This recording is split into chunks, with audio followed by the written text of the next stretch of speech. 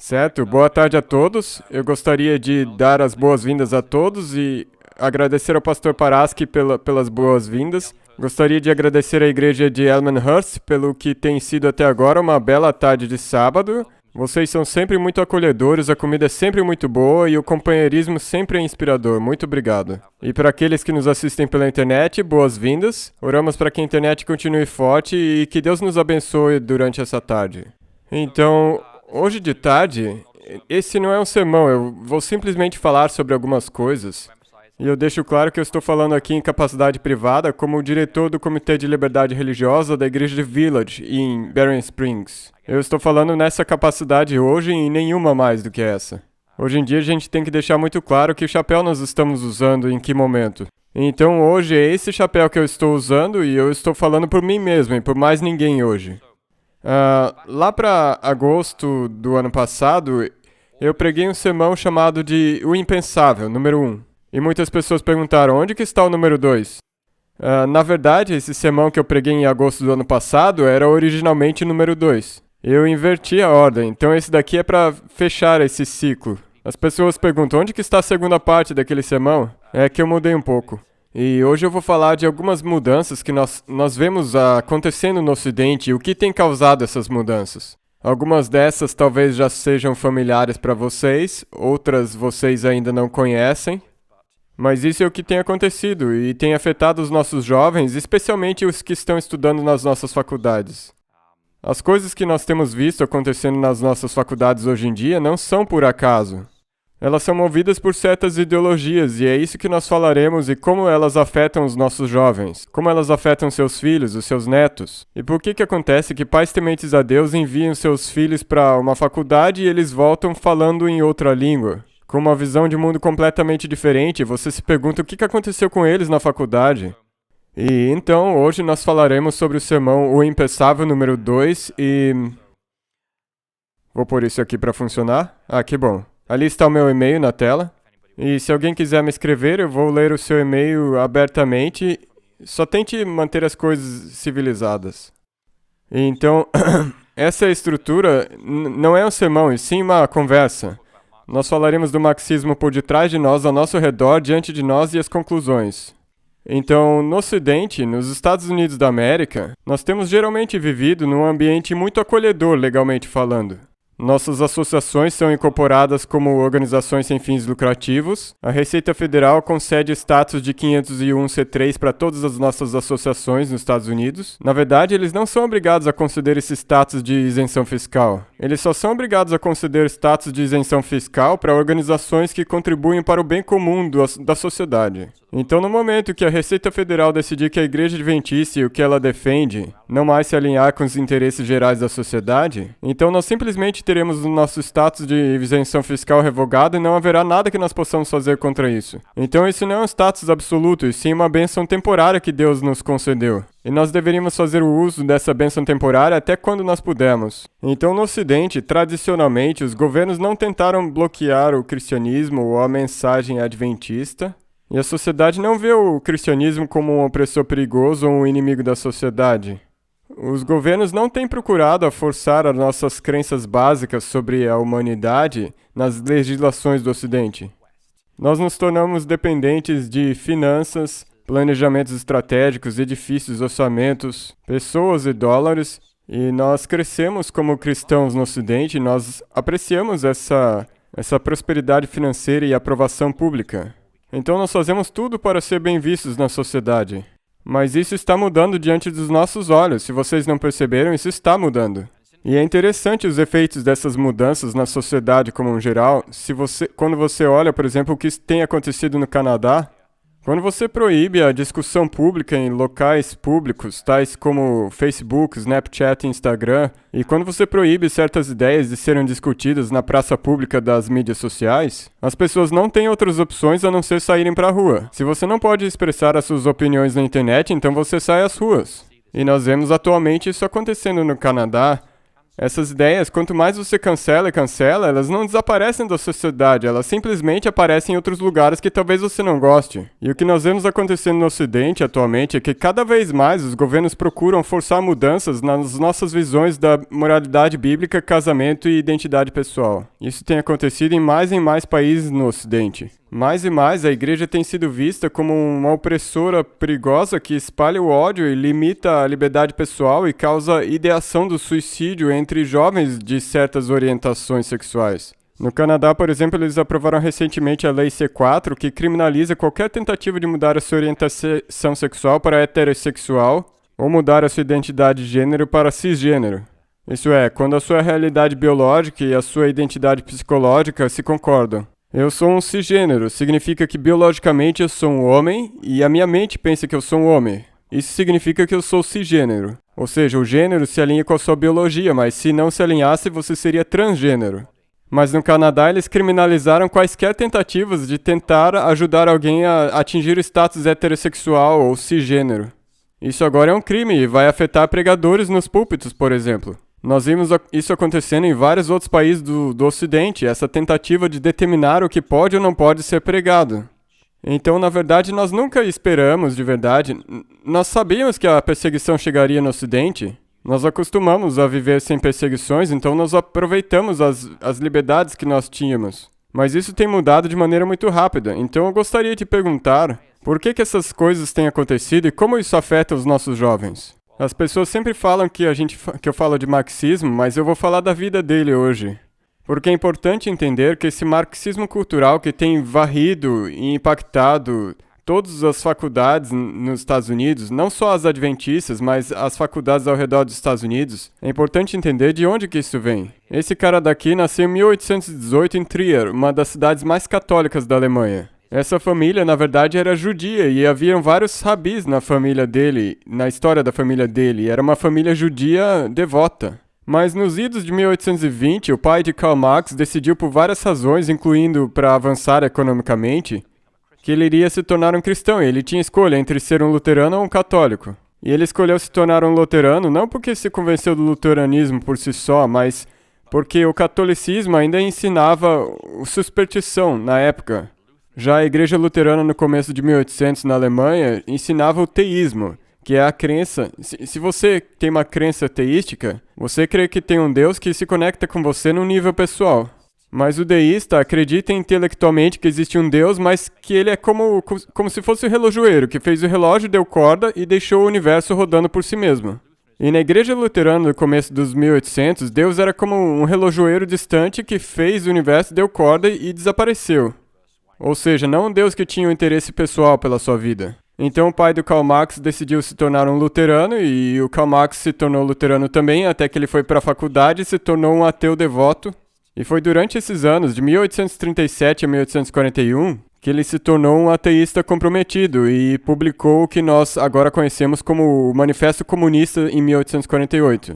E ele construiu as ideias dele sobre a dialética hegeliana. Ela funciona assim: se o plano daqueles que estão no poder é a centralização do poder, então você tem a tese, você tem uma ameaça de terror artificial, daí você tem a antítese, que é o estado de policiamento para lidar com essa ameaça terrorista, e daí você ruma para a síntese, que é a remoção das liberdades individuais e o poder centralizado. É isso que é a dialética hegeliana. É uma visão muito resumida dela. Você tem a tese, a antítese e a síntese.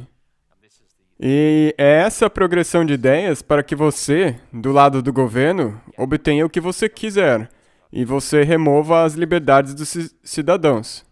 Agora, o Marx escreveu em 1848 que o comunismo é a decifração do enigma da história e está consciente de ele próprio ser essa solução.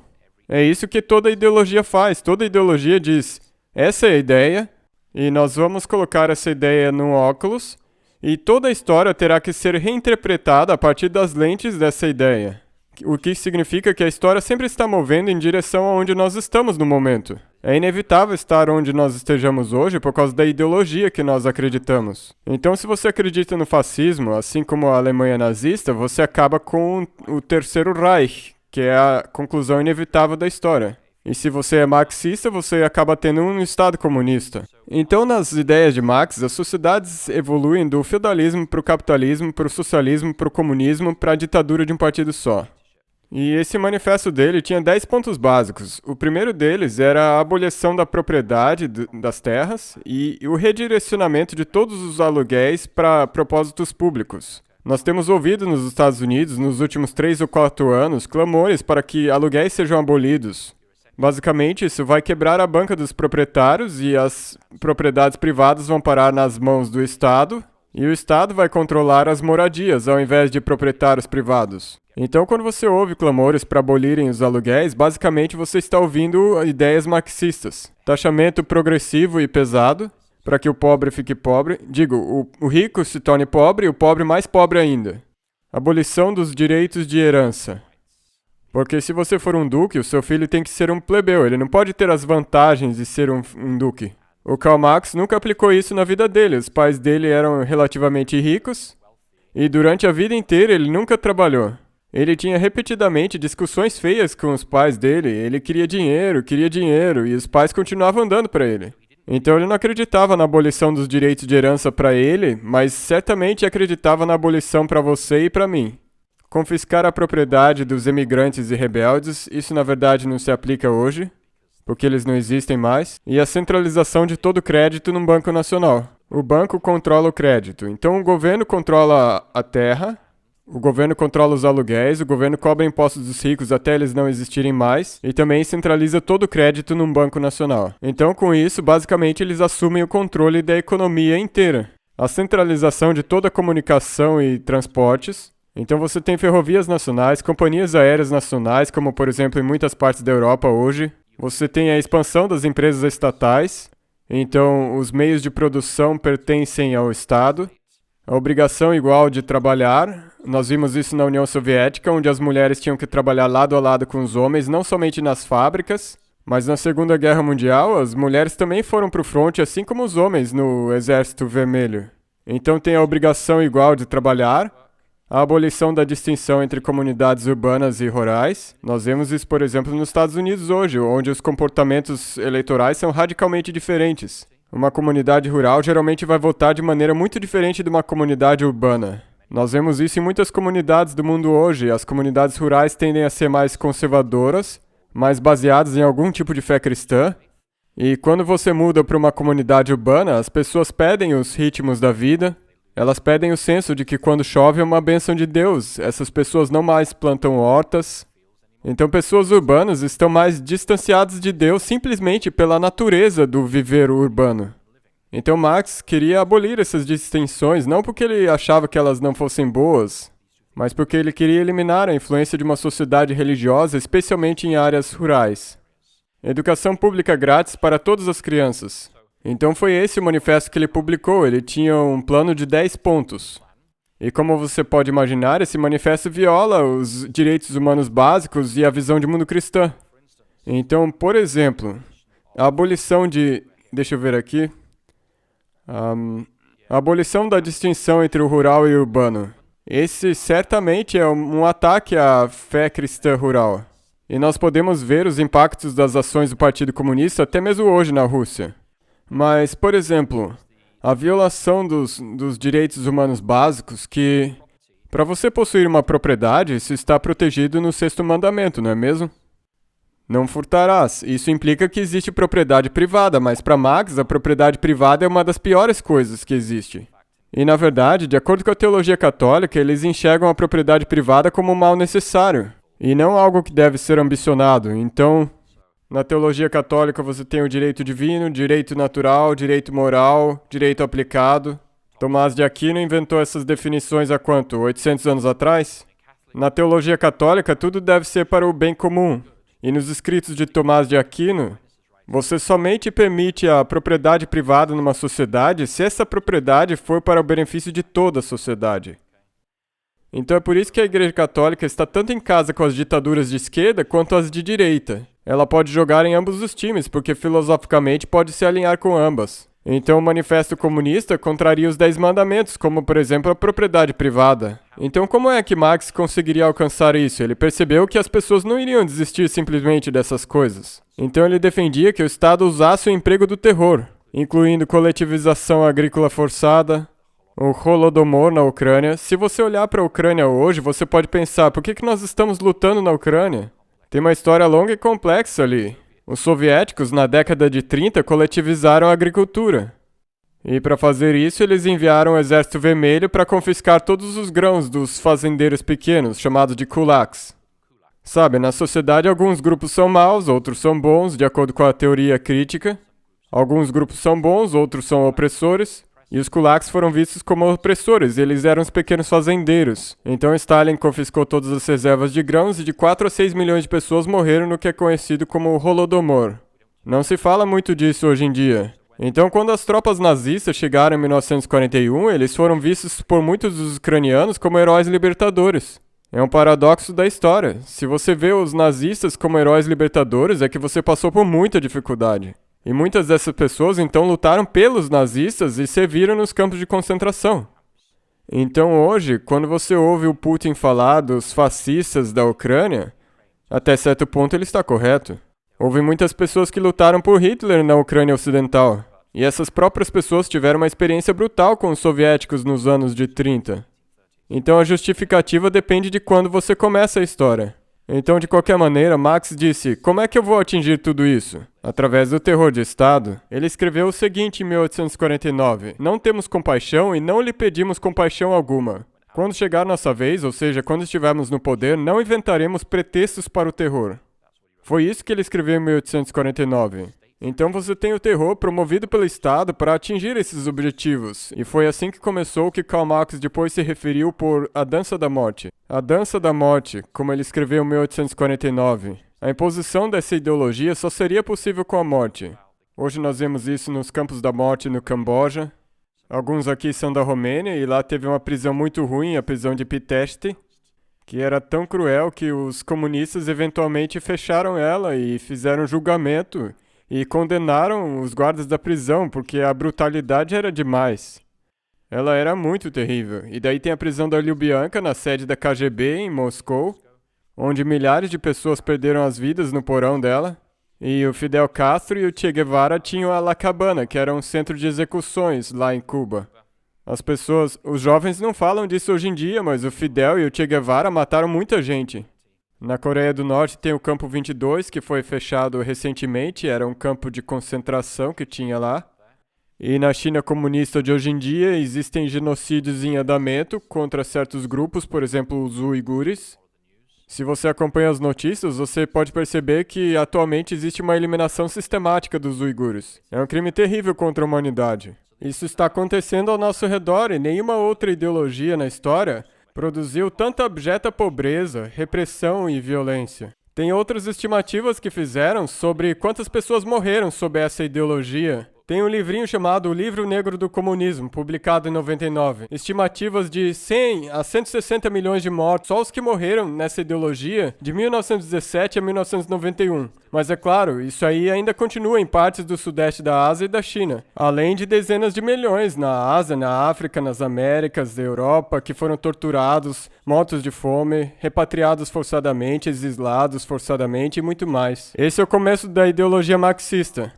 Então nós chegamos ao Lenin, que subiu ao poder com a Revolução dos Bolcheviques em 1917. Ele foi um discípulo devoto de Karl Marx e seguiu o dogma marxista, estabelecendo uma ética militantemente contra Deus na União Soviética. A religião não era permitida na esfera pública, mas também deveria ser desraigada da esfera pessoal. Aí na foto vocês veem Vladimir Lenin na época da Revolução. Ele dizia que adorar a Deus é comparável à necrofilia, um dos piores tabus de todas as sociedades. Em 1920, no terceiro congresso de toda a Rússia, da Liga dos Jovens Comunistas, ele disse o seguinte: nós não acreditamos em Deus e rejeitamos qualquer moralidade extra-humana e conceitos fora da classe. Agora, isso é interessante, porque se eles rejeitam qualquer moralidade baseada em conceitos extra-humana, significa a rejeição da moralidade bíblica. Basicamente é isso que ele disse. Sem conceito algum de certo ou errado. Tirar uma vida é errado? Quebrar o sexto, o sétimo mandamento, adulterar, é moralmente errado? Lenin rejeitava isso completamente, eles eram militantes contra Deus. Na verdade, ele até fundou uma tal de Liga dos Ateus Militantes para os jovens da União Soviética. Em 1932, eles decidiram fazer o seguinte. O objetivo deles para os próximos 5 anos era o seguinte: nenhuma única casa de oração deverá permanecer existindo no território da União Soviética. O próprio conceito de Deus deveria ser banido da União Soviética como algo sobrevivente da Idade Média, um instrumento de opressão contra as classes trabalhadoras. Karl Marx tinha um ódio de Deus, que foi transmitido ao Lenin, e permeou através da ideologia leninista marxista da União Soviética. Por que Marx tinha esse ódio militante contra Deus? Muitas das pessoas que dizem eu sou ateu talvez estejam convencidas intelectualmente de que Deus não existe, mas eles não odeiam os cristãos ou odeiam a Deus. Por que o Karl Marx e o seu principal discípulo, Lenin, por que eles eram tão militantes assim contra Deus?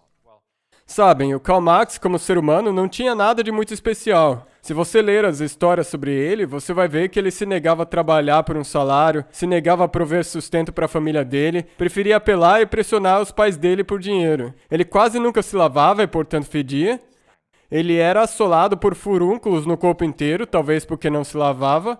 Ele bebia muito, tinha discussões pesadas com a esposa, teve um filho com a empregada, empobrecida, a qual ele forçava a trabalhar sem salário, e ele desprezava a vida familiar. Esse cara era alguém que, de acordo com os padrões de nenhuma sociedade, era alguém digno de ser imitado.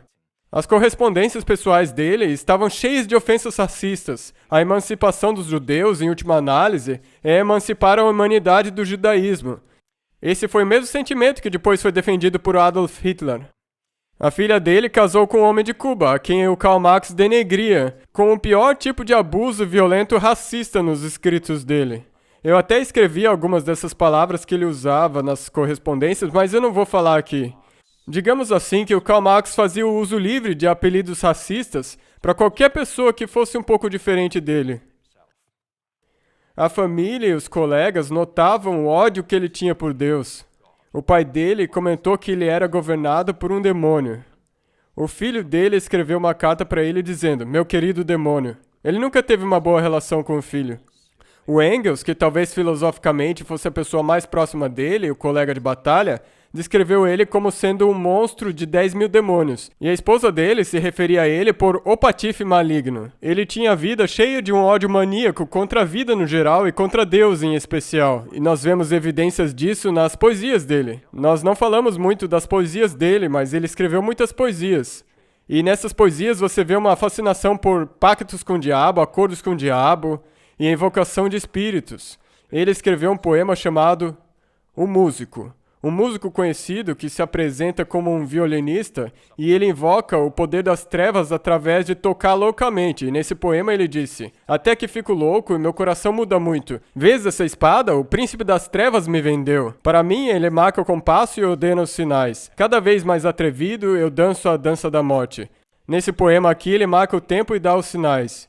E o músico invoca Satanás, um amante dá veneno para sua amada, e ambos correm para suas mortes numa rejeição satânica desse mundo.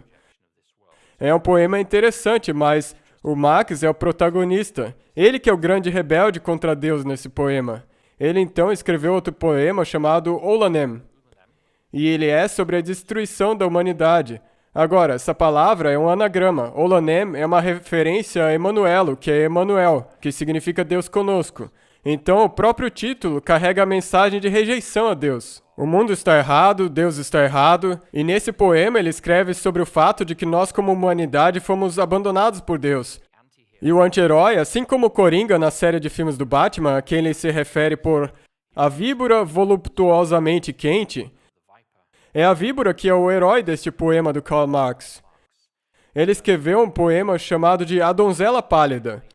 E esse poema foi escrito de forma autobiográfica, e ele disse, assim eu perdi o direito ao céu. Sei disso perfeitamente. Minha alma, outrora fiel a Deus, está destinada ao inferno. E num dos outros poemas dele, ele escreveu, eu desejo me vingar daquele que governa lá de cima. Então, se você olhar para as poesias de Karl Marx, você vê uma fascinação com pactos com o diabo, a serpente, ou Satanás é o herói. Existe um ódio contra Deus que abandonou esse mundo para morrer. Um Deus frio, como ele disse. E ele se retrata em seus poemas como lutando contra Deus. Agora, hoje em dia, isso não chega aos ouvidos dos jovens nos campos universitários. Nas poesias dele, existe um ódio intenso contra Deus, quase que uma adoração a Satanás. Ele repetia isso nos seus escritos. O autor Solzhenitsyn capturou a essência de Karl Marx quando escreveu: no sistema filosófico de Marx e Lenin, o ódio a Deus é a principal força motriz. E o Richard Wurmbrand, ele era romeno, foi torturado e eventualmente veio para o Ocidente. Ele concluiu num livro chamado Marx e Satanás, ele concluiu que o marxismo não era somente filosoficamente ateísta, ou seja, ele não somente rejeitava Deus, mas Marx era fiel a Lúcifer. Agora, talvez nós nunca realmente saibamos o que passava na mente dele, mas todas as evidências apontam que ele não era somente um filósofo sentado às margens do rio Sena em Paris, segurando óculos na mão e dizendo: eu não acho que Deus exista. Ele estava mergulhado nas práticas do satanismo, e a partir disso que surgiu o ódio intenso que ele tinha contra o cristianismo. Então, Karl Marx não era simplesmente um ateu filosoficamente, mas ele odiava Deus e era fascinado por Lúcifer. Então, como que isso impacta a nós hoje? Isso tem um impacto. Vocês provavelmente já ouviram falar do marxismo cultural, não é mesmo? O marxismo cultural chegou aos Estados Unidos na década de 30, conhecido como a Escola de Frankfurt de Filosofia. Filósofos marxistas judeus que escaparam de Adolf Hitler e se estabeleceram nos Estados Unidos. E a partir daí, nós passamos a ter toda uma série de áreas acadêmicas, tais como teoria crítica, teoria de raça crítica, teoria de gênero, interseccionalidade, epistemologia do ponto de vista, diversidade, inclusão, equidade, apropriação cultural, e a lista é grande. Tudo isso faz parte da linguagem da ideologia marxista. Então, no Ocidente, eu diria nos Estados Unidos, nós estamos na agonia da luta entre essas duas visões de mundo. E uma dessas visões é a visão do marxismo, que entrou dentro das universidades. E elas têm afetado os nossos jovens de maneiras que eles não compreendem completamente. Têm afetado a nossa sociedade de maneira profunda, com corporações lacradoras, corporações indo para casa e falando com os pais numa linguagem que os pais nem têm ideia do que eles estão falando. Os objetivos marxistas eram a eliminação das fundações da sociedade judaico-cristã ocidental. Também eles têm ódio da moralidade sexual bíblica, da família, das liberdades individuais, das liberdades na Carta de Direitos e na Constituição dos Estados Unidos da América. O maior objetivo da filosofia marxista é a eliminação de Deus da sociedade, tanto da esfera pública quanto da esfera privada, de acordo com os ditames de Vladimir Lenin. Se isso para você for angustiante, se você estava muito empolgado para vir aqui hoje, nesse sábado à tarde, essas coisas estão acontecendo ao nosso redor. Nós precisamos entender o que está acontecendo ao nosso redor. Então, existem duas áreas, e eu escolhi elas meio randomicamente, onde nós podemos ver isso acontecendo. Uma é na raça, outra nas relações sexuais.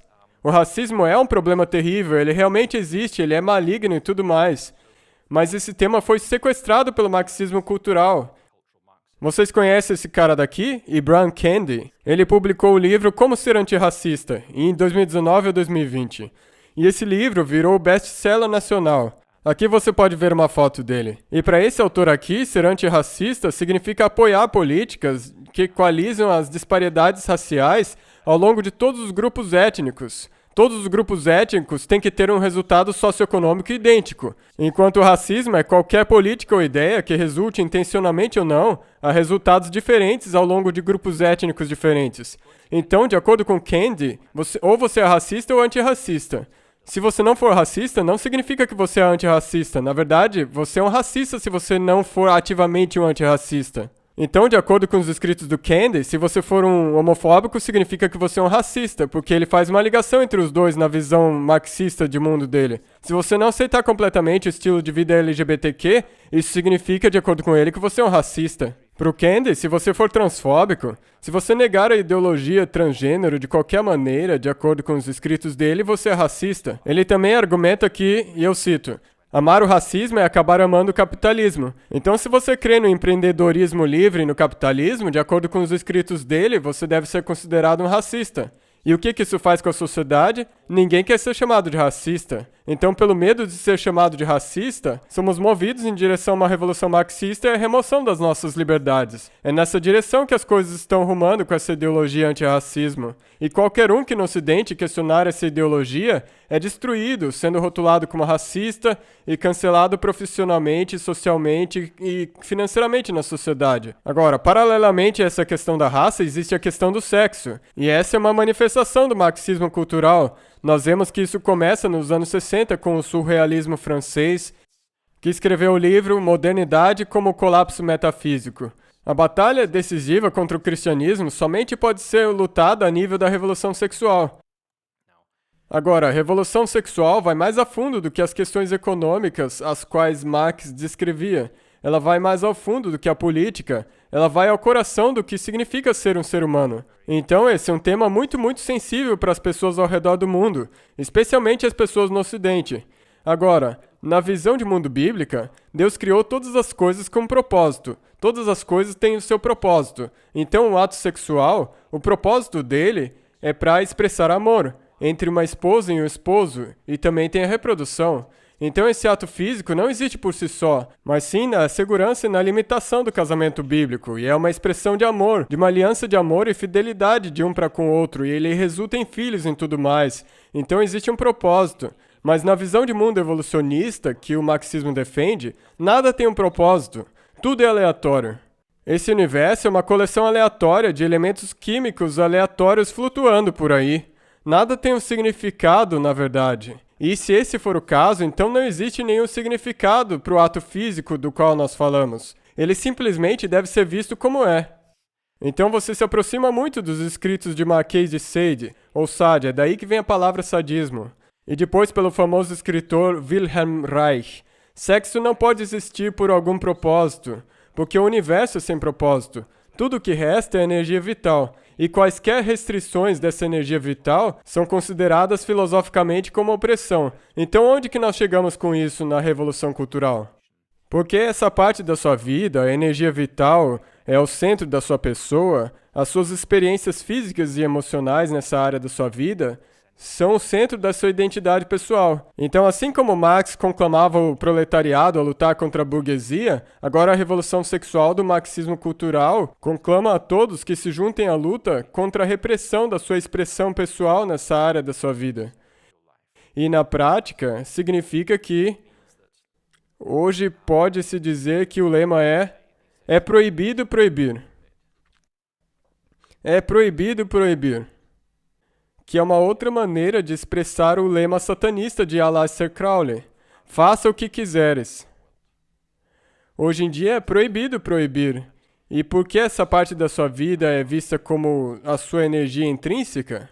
E qualquer repressão nela dizem que causa a você danos psicológicos. Portanto, qualquer coisa que segura ou nega essa expressão plena desse aspecto da sua vida é visto como nocivo e repressivo. Estão me acompanhando?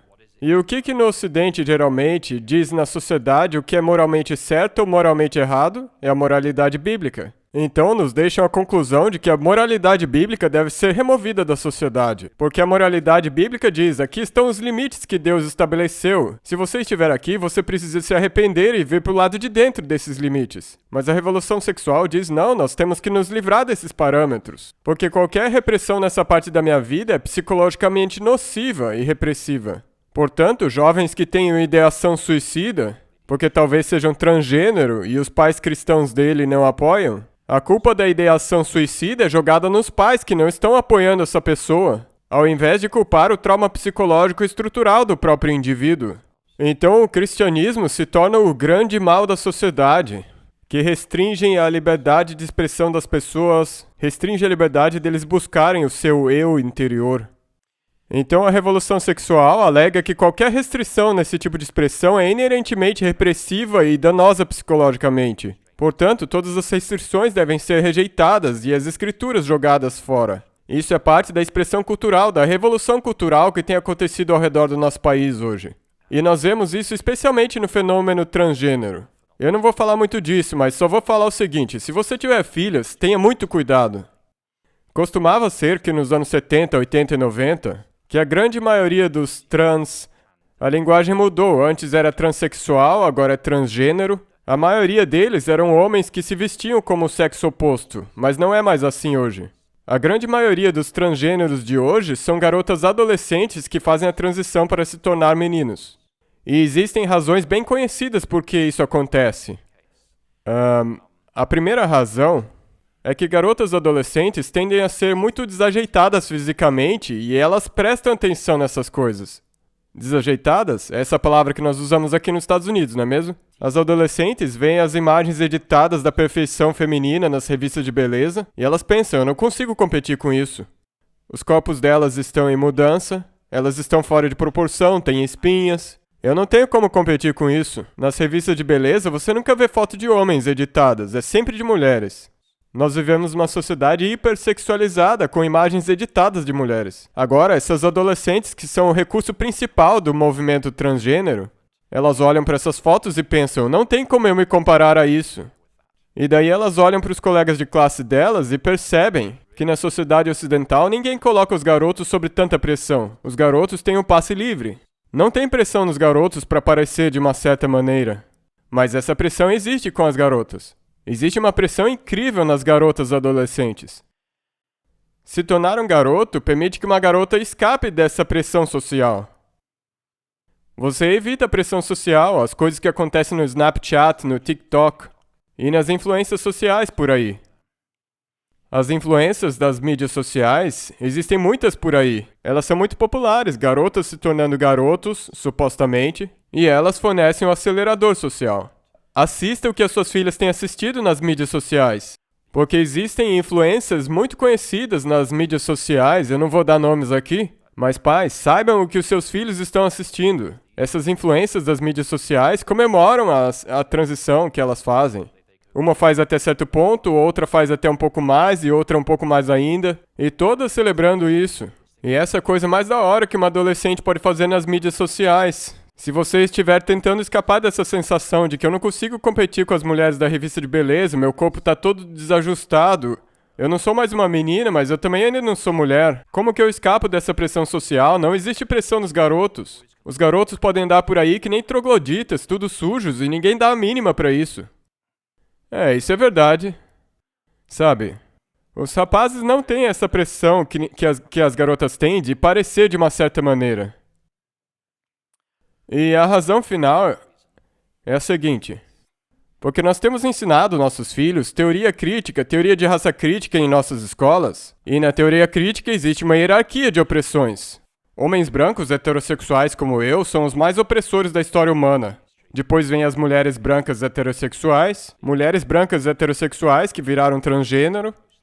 E daí você tem, depois disso vem os gays brancos, as lésbicas brancas, daí vem as minorias étnicas, e daí vem os transgênero. E a regra da teoria crítica é que a opressão só flui para baixo, nunca para cima. Então se eu for uma garota branca de classe média na sociedade e me ensinam na teoria crítica que eu pertenço ao grupo cisgênero, heterossexual, branca, o que significa que eu sou culpada de todos os males da história humana, como que eu me livro dessa culpa? Se tornando transgênero. Daí vou para a base dessa escala. E agora, por definição, não posso mais ser culpado de racismo, porque os transgêneros estão na parte mais baixa dessa hierarquia de opressão.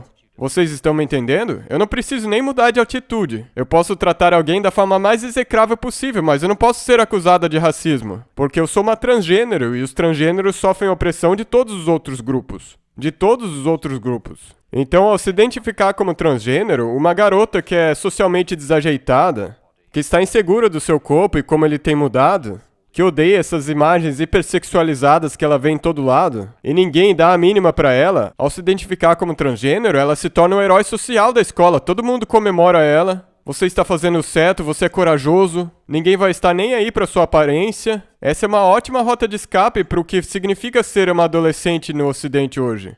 Então existem alguns motivos pelo qual isso tem acontecido ao nosso redor hoje. Mas o ponto estrutural é o seguinte, que tanto o que vemos nas relações raciais até certo ponto, mas mais ainda na revolução sexual, são manifestações da revolução cultural que está essencialmente tentando eliminar o cristianismo da sociedade ocidental.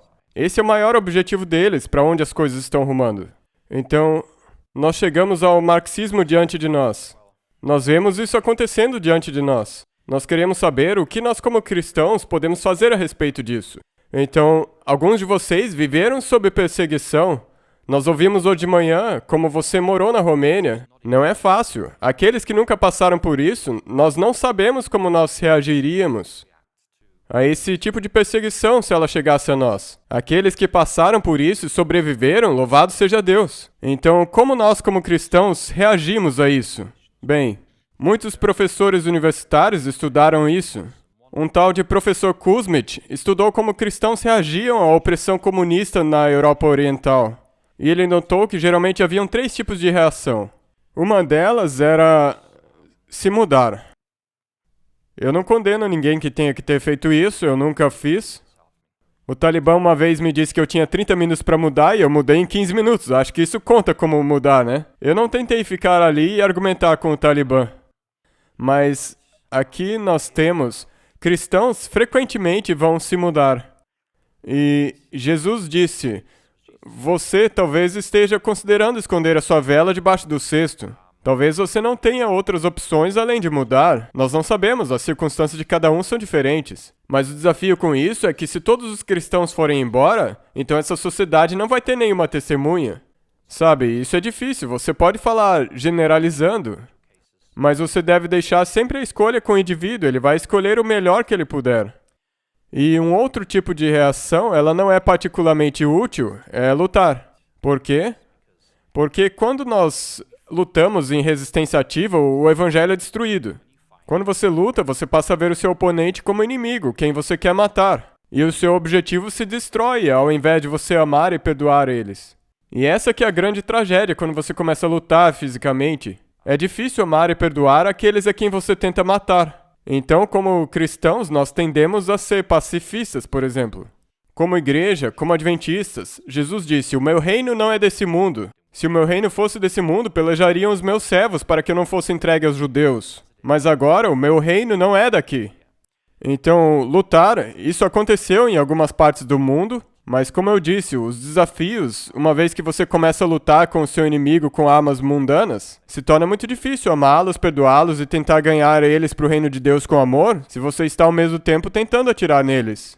E outro tipo de reação é a acomodação. E eu acho que é isso que nós estamos enfrentando no Ocidente atualmente. A tentativa de acomodar, comprometer, permitir que uma cultura secular marxista infiltre e te force a que você reinterprete as escrituras de outro jeito. E isso é exatamente o que os cristãos do Ocidente fazem hoje, quando eles abrem a Bíblia e dizem, olha só o que nós descobrimos. Homossexualidade, lesbianismo, transgenerismo, ideologia queer, álcool, evolução, comidas impuras, tudo isso escondido diante dos nossos olhos por 2000 anos. Como que nós não percebemos isso nos últimos 2000 anos? Isso é o que talvez esteja acontecendo mais do que qualquer coisa com o cristianismo ocidental hoje. A acomodação destrói a igreja ao ceder o seu testemunho e tornar o evangelho submisso a ideologias corrompidas. Jesus falou sobre isso, porém, conhecendo-lhes os pensamentos, disse, todo reino dividido contra si mesmo ficará deserto, e toda cidade ou casa dividida contra si mesma não subsistirá. Mateus 12, 25. Então, cristãos são conclamados a permanecer unidos na palavra de Deus e em oração. Ok, o mundo está nos forçando a pensar assim. Como é que nós podemos achar uma justificação para isso nas Escrituras ao invés de nos opormos a isso? Esse tipo de acomodação destrói a igreja. A igreja nunca se deu bem em qualquer sociedade humana desde o tempo de Jesus, quando a acomodação e fazer meios termos na teologia entram na igreja. Uma reação positiva é a teologia da cruz. Isso significa viver de acordo com os ensinamentos de Jesus, não importa quanto isso custe. Isso significa viver os ensinos de Jesus como resposta de amor aos chamados que ele faz em nossa vida. Não se opor a governos totalitários. Nós positivamente escolhemos viver os ensinamentos de Jesus e entendemos que haverão consequências. Essa é uma reação mais positiva quanto ao que está acontecendo ao nosso redor, em comparação com tentar lutar ou tentar comprometer ou achar desculpas para o que entra no corpo de Cristo. E como nós sabemos pela história da salvação, é o desejo de cristãos fiéis amarem seus inimigos no meio da perseguição que faz que a causa de Cristo avance mais do que qualquer outro método. Todos nós conhecemos as histórias do livro dos mártires. Nós conhecemos as histórias dos anfiteatros romanos, conhecemos as histórias dos cristãos na União Soviética e no Camboja. e na China comunista. As histórias dos campos de prisioneiros são terríveis. Mas o fato é que quando uma pessoa fiel, seja ela um homem, mulher, garoto ou garota, que é fiel a Jesus no meio da perseguição e se recusa a agir com violência ou ódio, pode ter um impacto cristão mais poderoso do que 1000 sermões. Sabe, o testemunho fiel.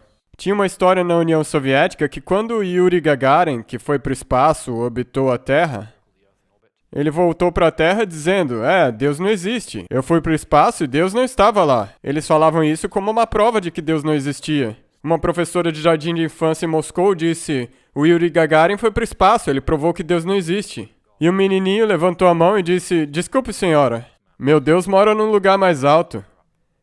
Bem, essa história percorreu pela Rússia inteira. E ela zombava a delegação soviética de que não existia Deus, porque Deus estava num lugar mais alto. Para um menino de 4 anos de idade, essa foi uma declaração profunda. E mal imaginava ele que essa história se espalharia pela Rússia inteira depois do Yuri Gagarin. Então é sempre a disponibilidade que a igreja tem de sofrer sem retaliar e ao mesmo tempo continuar amando os inimigos enquanto vive a plenitude da vida cristã que avança a causa do cristianismo. Então o que vocês ouviram hoje de manhã com os nossos amigos da Romênia, vocês foram para a prisão, passaram por perseguição, mas eu não acho que vocês saíram odiando eles, eu acho que vocês saíram com o seu amor e a fé intactas. E eventualmente o comunismo caiu. É a nossa disponibilidade em viver sem retaliação violenta que na verdade avança a causa de Cristo, porque nós reagimos de uma maneira que ninguém mais reagiria. Se eu te bater, eu suponho que você vai me bater de volta. Mas se eu te bater e você se oferecer a me abençoar ou fazer o bem a mim, isso me obriga a pensar o que está acontecendo aqui. Por que eles não me odeiam? O normal é odiar. Isso nos leva ao ensinamento mais difícil de Jesus, que é amar os inimigos. É talvez a afirmação de Jesus mais difícil nos evangelhos, amar os seus inimigos. Um amor sacrificial, amar, orar por aqueles que te fazem o mal e te tratam maldosamente. Orar para que Deus abençoe aqueles que mais te causaram o mal é talvez o ensinamento mais difícil de Jesus. Mas no final das contas é o amor que conquista e não a força. E o reino de Deus é construído sobre o amor, e nós somos chamados a viver este amor. Especialmente por aqueles que nos machucaram. Então, em conclusão, aqui estamos nós, ok? Assim como os filhos de Deus, que eram fiéis a ele no tempo de Elias, os 7.000 que não dobraram os joelhos a Baal, quando profetas fiéis se esconderam nas cavernas, ou na era dos apóstolos, quando eles mudavam de uma cidade para outra, sendo perseguidos, apedrejados, ou como o corajoso evangelista na China do Mao Tse-tung, que fugia de cidade a cidade, sempre à frente da polícia secreta, ou os adventistas fiéis da União Soviética que suportaram todo tipo de opressão e mesmo assim sobreviveram, nós temos que considerar o que acontece conosco no Ocidente. Porque conforme as sombras dessa revolução cultural marxista se espalham pelas nações ocidentais, as vantagens mistológicas de compartilhar o evangelho através das nossas estruturas atuais institucionais inevitavelmente serão tiradas de nós, ou por um governo hostil ou quando a marca da besta for imposta. Mais cedo ou mais tarde isso vai acontecer. Um dia nós vamos perder o status de isenção fiscal. Se nós não vemos isso é porque estamos de olhos fechados. Um dia nós perderemos a liberdade de falar livremente. Um dia o grande conflito e a Bíblia serão declarados como discurso de ódio. Um dia não vai ter mais Bíblias na plataforma Amazon por ser considerada transfóbica ou homofóbica. Isso não está muito longe, nós podemos ver que isso está vindo na nossa direção. Então, nesse mundo que nós vivemos agora, nós sabemos que antes de Jesus voltar, tudo que tem ao nosso redor não mais existirá. Nossas associações, faculdades, instituições, isenção fiscal, contas de banco e tudo mais. E vai sobrar só você e os irmãos esperando a volta de Jesus. As coisas vão chegar nesse ponto. Então eu gostaria de desafiar a vocês não somente se reunir para adorar no sábado, mas se encontrar durante a semana e orar um para os outros, orar juntos. Ligar uns aos outros pelo telefone. Você vai amanhã para o hospital? Deixa eu orar com você antes. Eu ouvi falar que está difícil para você pagar o aluguel? Vamos te ajudar com o orçamento coletivo. A sua cerca caiu? Vamos trabalhar juntos, fazer um mutirão e consertar isso. Saiba quem são os membros da sua igreja. Aprenda a amá-los, orar com eles e orar por eles. Passem tempo com eles. Porque quando todo o resto desaparecer, é isso que vai ser o corpo de Cristo. As pessoas nos bancos da igreja ao seu redor. Você conhece eles? Você ama eles? Você se importa com eles? Sabe onde eles moram? Conhecem as dores que eles têm?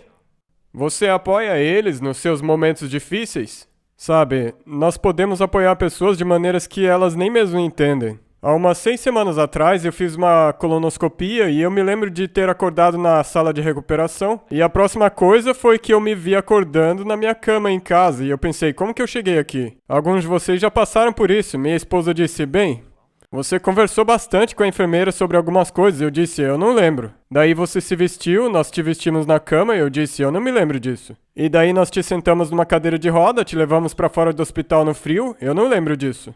E eu levei você pra casa, coloquei você na cama, eu não me lembro disso. E daí você acordou. Ah, disso eu lembro, faz poucos minutos. Umas 12 horas de memória sumiram da minha cabeça. O que aconteceu, eu não me lembro. Eu lembro que antes da colonoscopia o doutor disse, você não deve assinar nada nas próximas 24 horas. Eu pensei, por que ele tá me dizendo isso? Mas agora eu entendo por quê. Mas por que eu estou dizendo isso?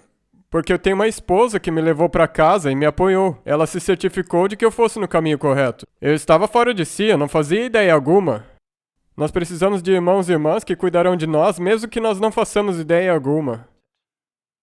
Cuidando das coisas por detrás dos bastidores, olhando um pelo outro, cuidar das pessoas aqui na igreja, caso alguém precise de uma carona para casa, se alguém estiver em casa e não conseguir sair para fazer compras porque nevou, alguém é frágil e está com medo de sair de casa por causa do gelo. Essas são oportunidades de servir os nossos irmãos e irmãs de maneiras que somente Deus sabe, e Ele recompensará os que fazem isso. Então nós sabemos que essas coisas chegarão ao nosso mundo.